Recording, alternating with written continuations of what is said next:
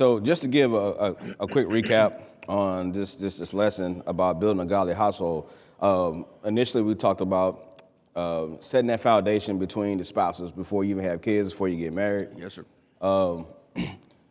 I know the one slogan that you always like to say, when do you get divorced? You get divorced before you get married. Before you get married. Before you get married. This meaning that you need to learn that person and have those tough discussions early, so you guys are on the right path and have that right foundation. Yes, sir. Then we went over into the commitment to teach God laws. Speaking on, make sure that you're teaching your kids, studying together. Yes, praying together. Praying together. So that they see that example in the home. Okay. Talked about discipline. I know you had a good time with discipline. Yeah. We hit on that for about two weeks. About 2 weeks. About 2 weeks. Just making sure that we are firm, but yet loving. Yes. What else you want to add with that?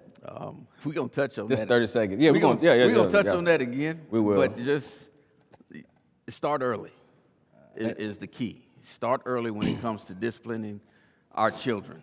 If you wait till they're 10, 11, even 5, 6, 7 years old, and then you decide, now I want to establish order in the household, if you wait past 5, you miss the mark. That's too late. Yeah. Because they're doing whatever they want to do, and they're just looking at you like, and then they ask that question, well, they obey other people more than they do us. Yeah, we're going to get into that, brother. We're going to get into that. I don't want to get you going just yet. No. All right, so we talked about that, about discipline. Lastly, we hit on responsibilities within the household as far as husband and wives. Husbands love your wives as Christ loved the church. Yes. And we spent about 3 weeks on women's responsibilities. Mm-hmm. Yeah. But it was beautiful. Women, they hold everything together. Mm-hmm. They are resourceful. Yep. The value is Far above rubies. I just feel like Proverbs 31 is like it's the makeup of how to find a wife. For a man and for a woman, it just kind of gives that blueprint of how women should kind of, I guess, sculpture her personality, or because a godly woman is something that you just pressure, you just hold on to. Yep. And I think I said locked in all the time. Mm-hmm. Like once you find that woman, you gotta lock in. Yep. The godly woman, because there are a lot of women out there, and when you find that one, that diamond. Mm-hmm. That's precious, more precious than a diamond. Excuse me, more precious than a diamond. You gotta lock in. You gotta lock in. So now we're gonna talk about love and service within that household and the family life. Yes. Okay. So we will go to Colossians 3:19. We're gonna kind of go just go through the chapter from 19 to 25, and we'll just discuss this, and so that way. We actually hit on a lot of these topics already, but we'll kind of go more in depth a little bit as well. Okay, so Colossians 3:19, we do have it up here. It says, "Husband, love your wives and do not be bitter towards them." Now I'm gonna say this a little bit because I know Pops. I know you're gonna say a lot, but I'm gonna try not to. It's quite simple as it's stated. Husband, loves your wives and do not be bitter towards them. So. A lot of times, husbands that I see, and when I was younger, I can say that it was something that I dealt with when you first got married, or maybe a little bit. Just making sure that you're not, I guess, mean to your wife, especially when you want them to behave a certain way, or you feel like you was mistreated, or you're in an argument, or you are just in those disputes. Yeah. And because we have to remember that when you're treating your wife a certain way, or a wife treating a husband a certain way, that's your flesh. Mm-hmm. Because when you were joined, you became one flesh. So when you mistreat your leg that's on your body, Yeah. or you cutting off your neck like everybody. The neck, you're killing yourself, really. Yeah. You know what I'm saying? So, like, husbands, we have to make sure that we are just kind and loving to our wives. And I always like to go back to all the previous lesson we did. If you are, just lost train in my throat, but if you are unhappy with your wife, what does that really say about you? And I say that a lot because it's a prime example. If you the one that chose her, you mad at her. So why'd you choose her? If she wasn't a godly woman, or she wasn't able to cook the meal without no crust around the edges or something, I don't know, something silly. That's And on you. usually it is. Yeah, that's on you. Usually it is. That's on you. So I'm not going to just ramble, but just go ahead. Watch your words. When you're responding to your spouse, watch your words. Don't say something that you don't want said back to you. And if you're saying it to her and you don't want it said to you, why did you even say it? Many times we open our mouths and we speak before we even think about what we just said. Then now you got to go and ask for forgiveness and say, you know what, sweetie, I'm sorry, I shouldn't have said that. But we just fly off the handle and say things, we're bitter, instead of being kind, being nice, being loving, you just harsh. Your words are harsh. The compliments, where are the compliments? Just be mindful of what is about to come out of your mouth. Because now you're probably about to find out, I got home and nothing is prepared. No, there's no food. And then you're looking around the house, it's like, well, this is normally done, that's not done. Or she just walks by you and doesn't say anything, and you're walking around like, what's wrong with you? And it all started with the husband. But you don't see your faults, but you want to focus on the fault of your wife. But like Brother Mitch said, once you got married, you became one flesh. You hurt, she hurts. You're happy, she's happy. You have to think about your wife's feelings. Bottom line, be aware of what you're about to say before you wind up in the doghouse. Plain and simple. Use kind words. It's easy to do, but for some of us, it's some of the hardest things to do, is to show kindness to the person that you're supposed to love as Christ loved the church. But somewhere along the way, we veered off of that path. We got to stay on that path. And when your wife reminds you about something that you're not doing well, thank her. She loves you. That's why she's telling you. And it goes vice versa. You got to communicate. It all goes back to that big C word, communication. If you notice I'm not saying something or doing something, remind me. But be kind, be gentle, be loving. It's all about the words that you use and how you use them. I'm gonna leave it right there. Yeah, that's hard. That's hard to be in a household when you had the husband and verbally beating on the wife. That's abuse. Yeah. It is abuse. She gonna get tired of it. Yeah, she'll get tired of it. Your flesh will get tired of it. Mm-hmm. Same thing with the wife. It's hard to be in that situation where you have a wife that's verbally abusing you. Just go right back to that scripture, Colossians 3:19. Love your wives and do not be bitter towards them. Yeah. It's plain, simple, to the point. Simple. Yeah, I think they got that. Yes, sir. Yeah. Let's go into the verse. Hold on, I think got a we question? had We had something? Brother Tom, did you have something? The Bible teaches us how to cultivate, and we are the problem all the time. If we cultivate our love the way the Bible teaches us and guides us, then we're learning how to treat one another. But cultivating is an extreme ingredient that teaches us to examine our own selves. Yes. In our relationships, because we're always relationship building. Yes, that's very true.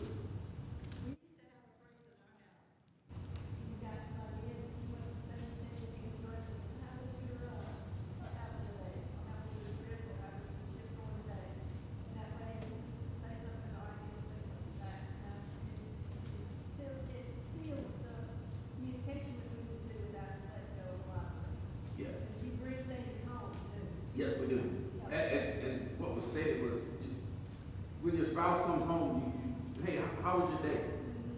How did things go?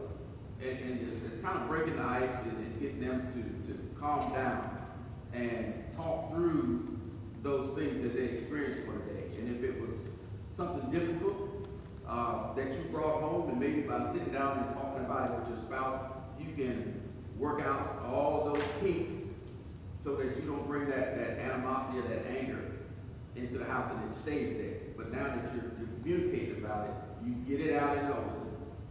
And your spouse may give you some key pointers on how to deal with some of those things. You never know where those key golden nuggets are going to come from. But that's a way for you to decompress. And pretty much, to me, it was before I even go in the door, just, okay, whatever happened. I can refocus, go in the house, and I'll be good. But sometimes things you just can't let go of. Yeah. And we got to learn to do that. Yeah. Yes, ma'am. You know, when me and Andy first got married, we went to a marriage encounter. That is, it was a church thing, and they taught us how to communicate with each other. And the big thing was never go to bed. Mm-hmm. You know, don't hold on to the anger. Like if your spouse does something to you that you're really angry, you hold bitterness, and don't leave it for the next day, or don't Right. let it linger. Don't let it fester. Because if you do, it just causes more problems, and there's more miscommunication because you're angry. You were angry about the night before. Right. And what was stated was going to counseling, and that is something that many of us miss. Is we should go to counseling before we get married, and you learn things about each other. I remember my daughter and my son-in-law going through counseling with Brother Roger Johnson when he was here preaching, and he had them filling out paperwork so they get to know each other. Yeah. And he said, now you're going to find out how much you know about him and how much he knows about you. And it was interesting just to have them come back home and to the table and we talk about it. And it's like, I didn't know that. Well, I didn't know that. Many times we don't talk about what we should be talking about when we date. Yes, sir. Sitting here thinking about all the practical examples that you all gave, of dating life that I think that every married couple in here can relate to. Oh, yeah. And when I think about 1 Peter 3:7, there's a huge word in there called understanding. And it tells us, husbands, that we ought to live with our wives in an understanding way. Yes. That's huge. That's a big word right there. In an understanding way. So that means when you get home and your wife has been there all day, don't you throw that phrase out there. What were you doing all day?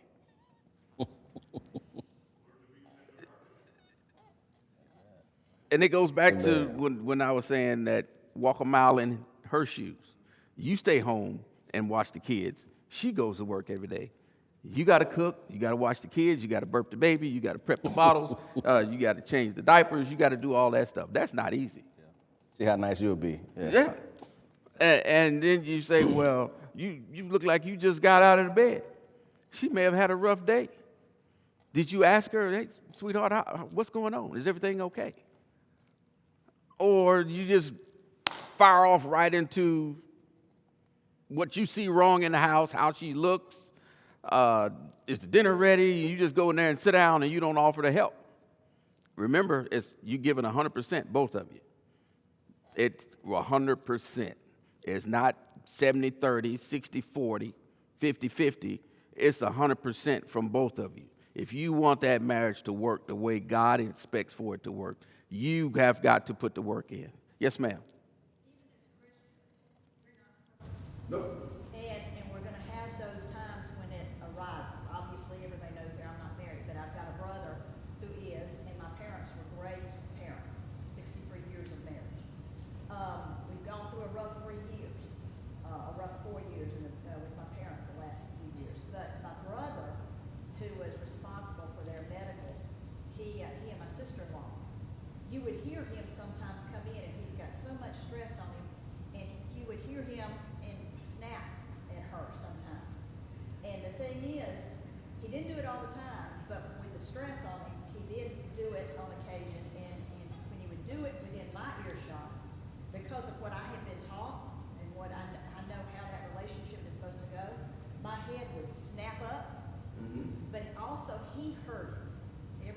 he did it, under stress, he heard it. And he immediately went back and pulled her aside and made amends and did what he was supposed to do. But if you know how that relationship is supposed to go in God's eyes and how you're supposed to behave, when those times do happen, you recognize them immediately and you ask for forgiveness, you pray for him. And that's another key part of it, is knowing, because we're not perfect, things are gonna happen, but this is how you fix it, Yes. how you respond to it. There you go. I think that I'm sorry.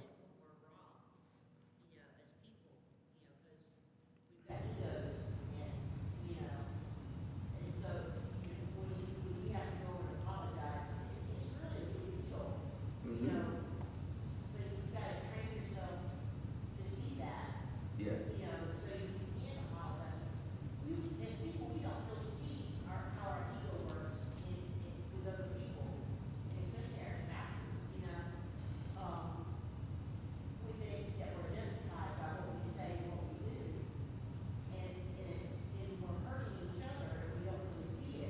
Yes.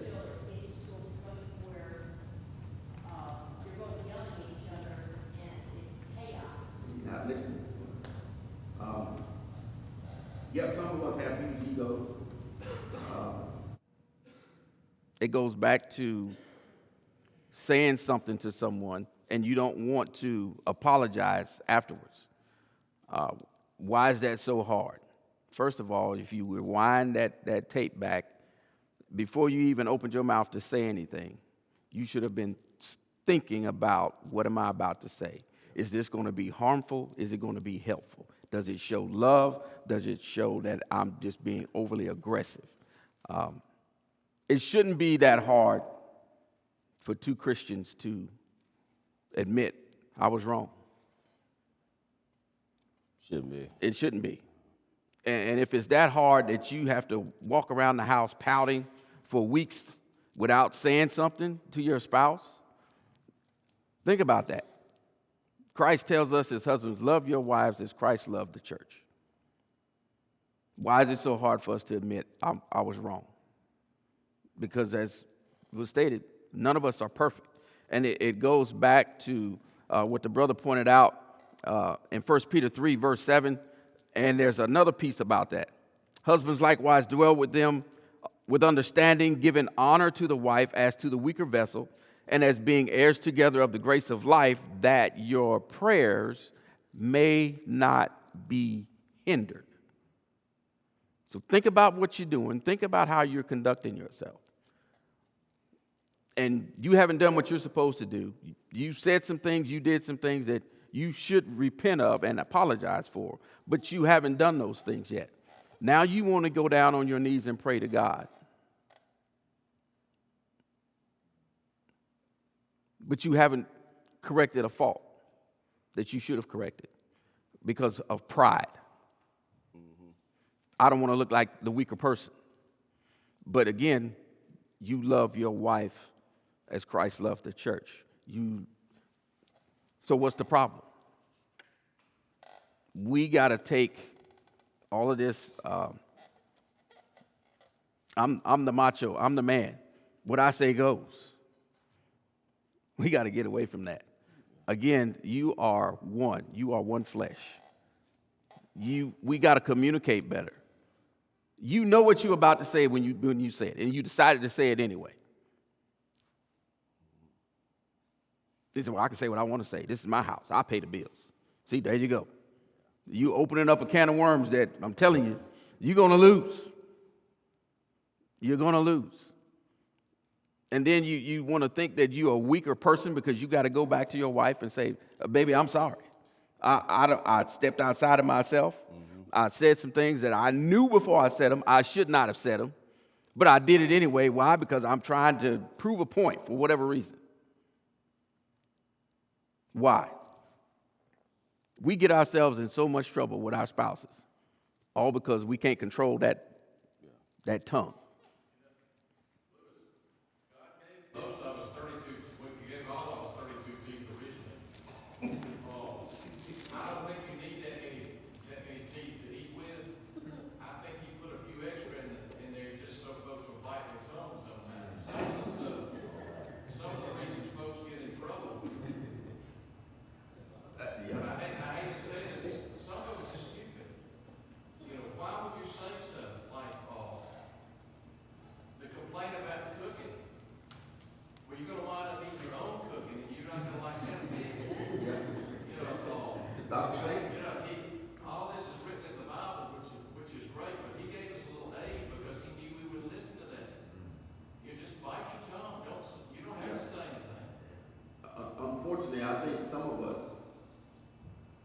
we bring things into the marriage,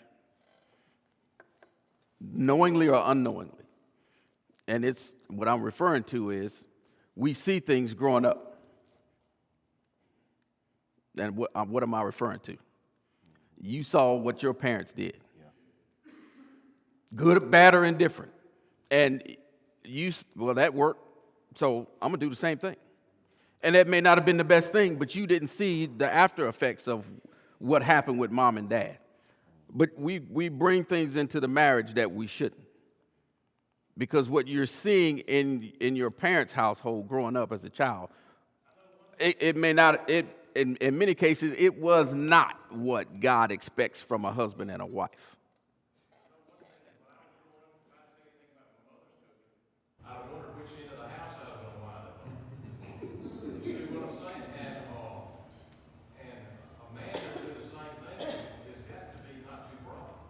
Well, some of us aren't that bright because of the things that we allow to come out of our mouth without stopping the things. But counseling is one of the best things. Premarital counseling. Before you even say I do, learn about one another. Learn about what it is to be a husband and a wife. Attend Bible classes. Ask questions. Talk to some of the senior members of the congregation that's been married 40, 50, 60 years. They're going to tell you everything ain't peaches and cream. There might be days when you can't stand his guts, but you still love him. And you have to communicate that to one another. I love you. I chose you. You chose one another. Sure did. And now you're bitter towards one another. And it goes back to what we said. Yeah. The best time to get a divorce is before you get married. That's what you said. Yeah, Walk away. Because he or she is not the one for you. But you're right. Yeah, you're right. Just walk away. Yeah, walk away. I want to add this too. You know, if you're having issues, now I'm not gonna talk about anybody in here. I'm just gonna talk about myself. If you're having issues in your marriage, in your relationships, with your kids, being in forgiveness, being kind to your spouse, you are not studying the word. Your focus is not studying the word. If you're studying the word, not gonna speak about myself. Right. Anytime that I had, and then I won't say we had, because if I got it, she got it. She got it, I Right. got it. But if any times that we were going through situations, I noticed that we weren't studying together. Anytime that I wasn't kind to Adrian, I wasn't studying enough. Because when I studied enough, I was kind. I paid attention to my words. Yeah. I think that's down to the core. That we don't study enough, and then we wonder why things don't work right. We don't study enough with our kids, and then we wonder why they cursing and trying to kill us and trying to, just at school and getting in trouble. That's the foundation. Yeah. We have to study. We have to study the word, because this Bible is our wisdom key. It's our playbook. All the examples, It's all right there. the instructions. If we just study the word, you got it. So you're saying that just coming to Bible class, That ain't enough? no. It take way more than that. just attending It's worship service? it's a daily thing. I can't just expect the preacher, what he's preaching every week. That's all I need. I don't have to open my Bible. That ain't. That's not when we enough. mess up. No, sir. It's not. It's not. And I like this analogy that I kind of came up with it myself. I probably didn't. I'm sure I was programmed somewhere in there. Exposures. If just with selling, you got to have a certain amount of exposures, right? Right. If you want to be a Christian, you gotta increase your numbers of exposures to this word if you're going to be a Christian. Yeah. So because every day you get exposure on TV to foolishness. When you watch the news, you get exposure to to foolishness. Everything. When you go to work, you get exposure to foolishness. How many exposures of the day are you getting to reprogram your thoughts? Think about it. If you're getting all these exposures, but you get this a little bit of Bible, what's going to happen? Yeah, Foolishness. it's going to outweigh. Yeah. Because when you think about it, you spend 6 to 8, if not more, hours at work. Around folk cussing and doing whatever and Exactly. talking about this and doing this and drinking and doing everything. But then you don't want to pick up the book and fill your cup up. Where was I about to go? Being in the world, but not of the world. It goes back to we can't do everything that everybody else around us do. Amen. We have to be. We are to be set apart. We are to be different. If your light is not shining bright for Christ, then again, look in the mirror. That reflection is looking back at you. If that is not the reflection of Christ, fix it. If one of your brothers or sisters comes to you and say, "I see this in you," what are you going to do to fix it? If your wife or your husband comes up to you and say, "I'm seeing some things in you that I don't like," do we get mad or angry? You know, I read the Bible, but I don't know how to really study the Bible. I do. We're going to, you and I will have a discussion after this. We have to open up the Bible and just say it's being a parent. And the Bible has so many examples, especially when you go back to Proverbs. It tells you how we are to be good parents. And I didn't want to go down that hole, but I'm going to go down that hole. It's all right. The examples are there. And you look at all those different examples, and then you ask yourself, am I doing these things? And even ask your spouse, are we doing these things? You know, in many cases, you know if you're living the Bible or if you're just paying lip service to it. Yep. You know it. You just don't want to admit it to yourself. Yep.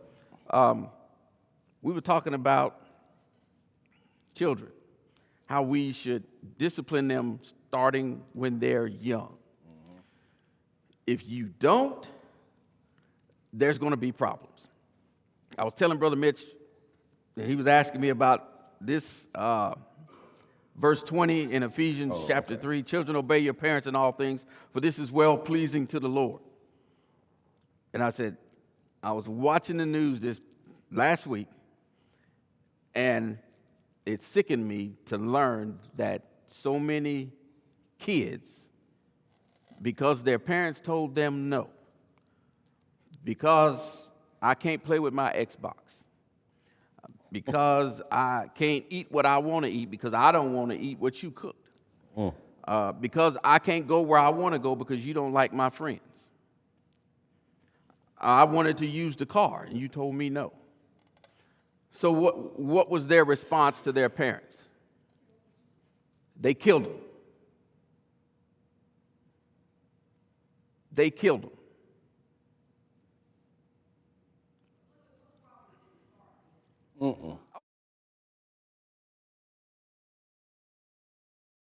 To my upbringing, I didn't fix my mouth to say no.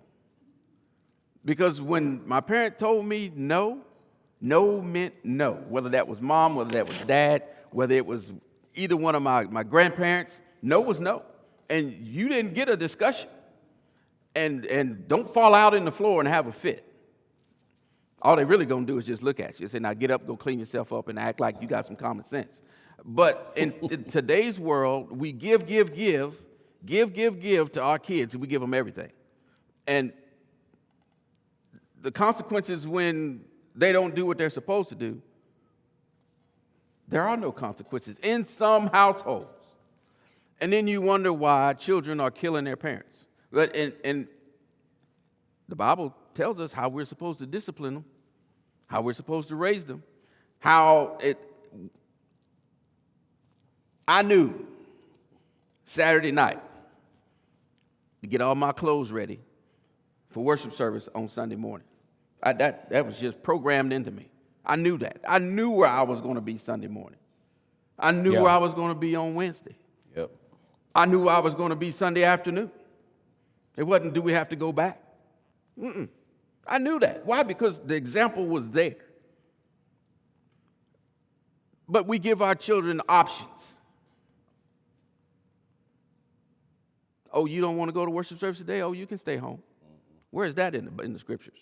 We're supposed to be training them up in the spirit and admonition of the Lord, guiding them, being an example to them of what right looks like biblically. But we're giving them options. Oh, you don't have to go to worship service. Oh, you can wear that, even though I know it's inappropriate. You can go ahead and wear that. That's okay. Well, I don't want to dress like a boy today. I want to dress like a girl. Oh, that's okay. I want you to express yourself. Feel free to do that. And then we look out in the world and we wonder what in the world is going on. We got away from this, the scriptures, the holy word, by telling them this is what you're going to do. When you get old enough to make your own decisions, there's the door. When you pay some money on these bills, then you'll have some say. But until then, in this household, this is the way it's going to be. But many households don't have that conversation because we're too busy trying to be my son or my daughter's best friend. Yep. When you need to back it up, and you're a parent. And we don't know how to be parents. I'm sorry.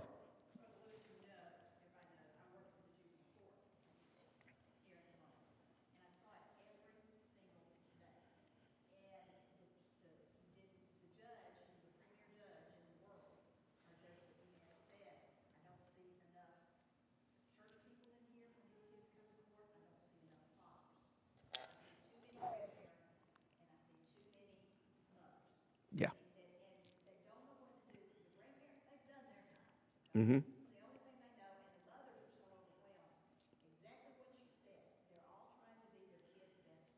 Yeah.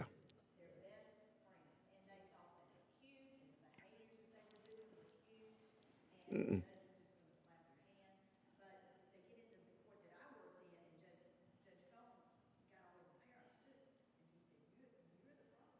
Yeah.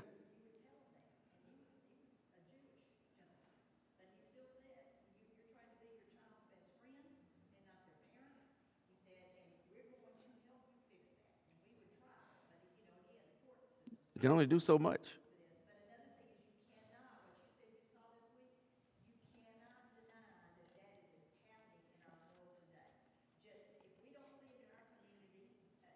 Kids are killing their parents and their grandparents for these reasons, doesn't mean it doesn't exist. Right. It's happening every single day for the reason you said. And I came up in the 70s, and when the Bible was still in the classroom. But when it got taken out of the classroom, that's when you saw the decline. Yeah. Yeah. But it's been going on for centuries. Yeah. I grew up in a very hostile, really bad environment. And, my mom, she would never correct us. And all of us went way away from God and way away from what was right. And, I had a brother, my oldest brother, him and my cousin, they were just picking up rides, and they stabbed me at 15 times and almost died. My mom was sat there and he's bathing my brother. He's still in and out of that. It took a lot for me to change from where I used to be because of the way I was taught. My mom would have parties and stuff, just let us pick and choose what drugs and alcohol we wanted. I was 55, I was 8 years old. And when I was 4, I had my first birthday. My mom thought it was cute to see us drunk. We wanted to see what we would be done if we were drunk. Yeah. There's so, parents, you gotta, I'm not saying there's parents in the church that do things like that, but, you gotta think about, when I was bringing Stephanie up, I thought I wanted to be totally different from the way I was brought up. I wanted to bring her up different. I wanted to show her that, there's consequences Right. to your actions.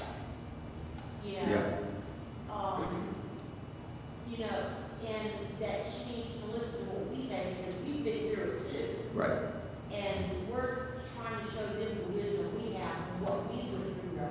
Yes. Consequences. When you don't do your chores, when you don't do your homework, when you're being disrespectful to your mom or to your dad, and there are no consequences. Ms. Sherry. I firmly believe that we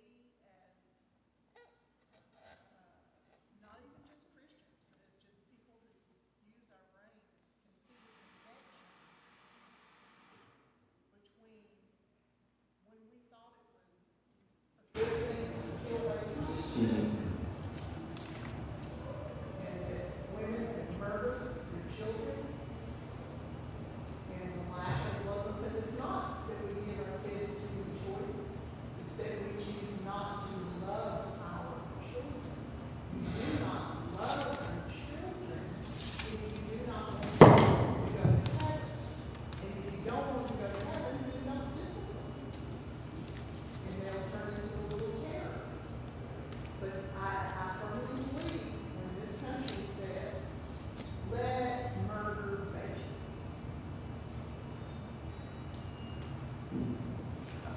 I think You're going to address that then we got about 5 minutes. it starts here. When you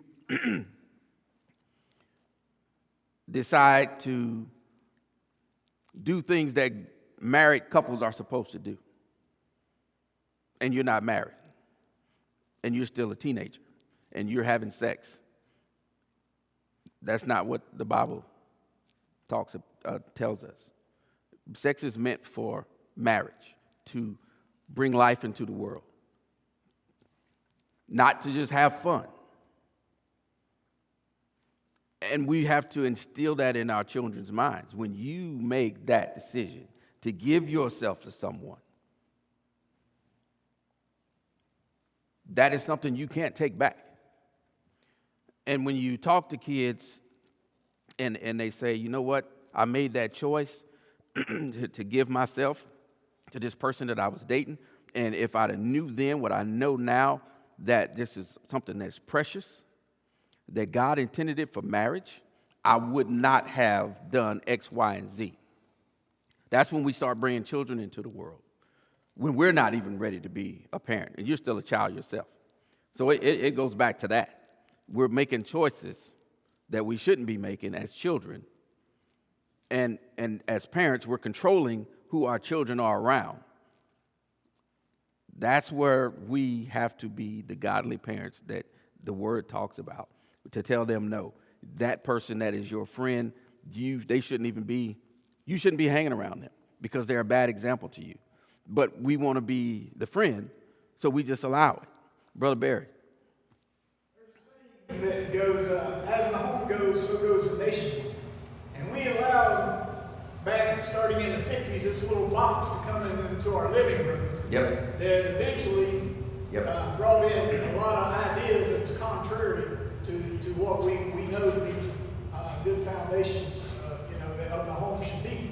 And I think we've allowed that to influence our home, which has influenced our nation. Yep. But as an individual, I'm going to say this real quick. Growing up the way that I grew up, I saw things that no child should have seen.